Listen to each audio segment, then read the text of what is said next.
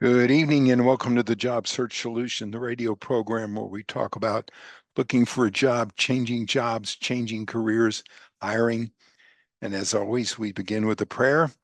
Dear God, grant us thy peace and thy mercy, thy will be done. And in just a few minutes, as we do every Wednesday evening, we're going to welcome Rich Savinsky. He's going to talk to us about some issues that are going on in the world of consulting. He always does a great job of that. He's been doing it for a long time. And he always brings a very interesting topic to the program. Lately, we've been asking you to spend 10 seconds being grateful. So 10 seconds of gratitude. What were you grateful for today? What went on in your life today that you were grateful for? Go. Think of 3 things that you were grateful for. You just can't be unhappy when you're grateful. It's just impossible to be. Being grateful. We've been talking about some of the myths of hiring, and we've got a few more today, this evening. We hear this from time to time from employers. And it's really kind of a funny thing. It's really not funny because it's so true, but we hear employers tell us, don't send us anybody resembling the last person we hired who didn't work out.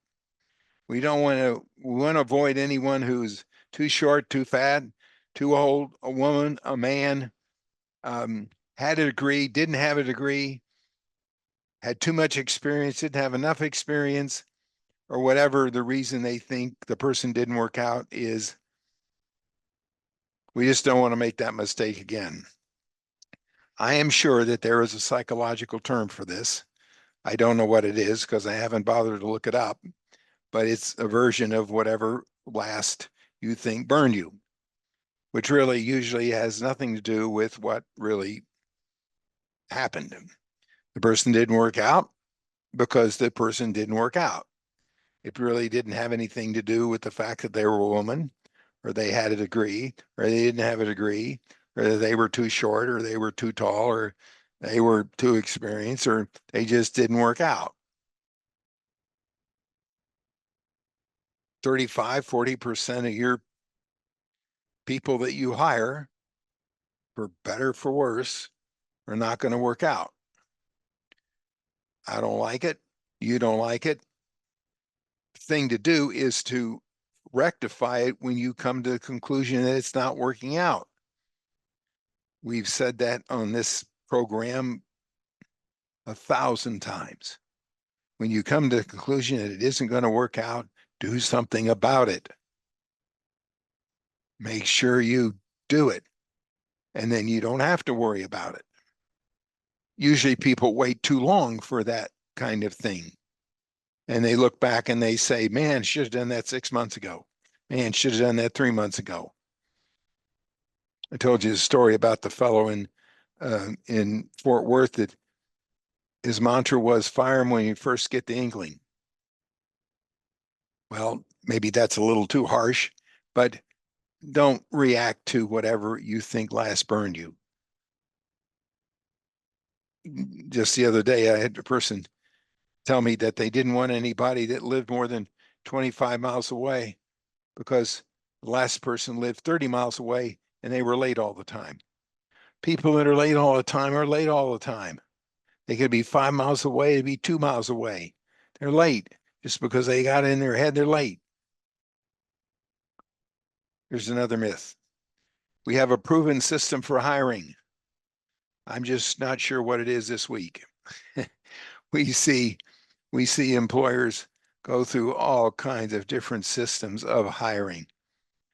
They read in some book, some method of hiring that they think is going to be the second coming of Willie Mays, and they adopt that for a while and make sure everybody in the company uses it and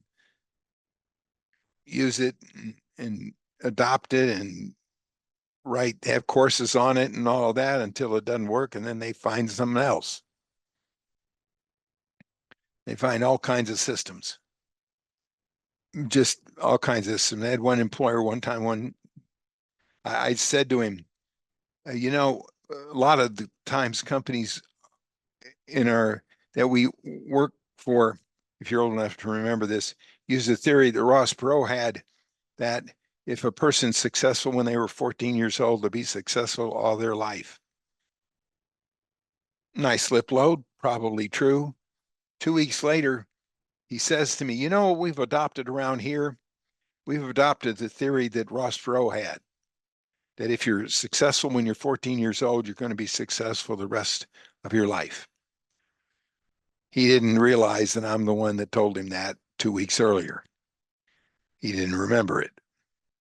It's a hiring process du jour. Not that you shouldn't find a hiring process. You should find a hiring process and stick to it if it works for you. But finding a hiring process every week, every month, and keep changing until there are no 100% ones that work 100% of the time. Find one. If it works, use it. But changing one every 2 weeks or every 3 weeks really isn't that effective. But people use that all the time. And it's not necessarily true. Neither is this one. The more money we pay, the better candidate we can hire. Now, to a certain extent, that's true. You can get quality that way, but that really, the money doesn't really have anything to do with the quality of what you get. It might have to do with the amount of experience that you get, but it's not necessarily true that the quality is dependent upon the money. It might, in certain fields, have an effect of, you might not be able to hire a controller at an accountant's price. Okay, I'll admit that, but you know that as well as I do. But just because you pay a lot more money doesn't necessarily mean that you're going to get a better candidate. So take that into consideration. All right, we're going to take a short break. Stay tuned. This is Tony Bashir with the Job Search Solution.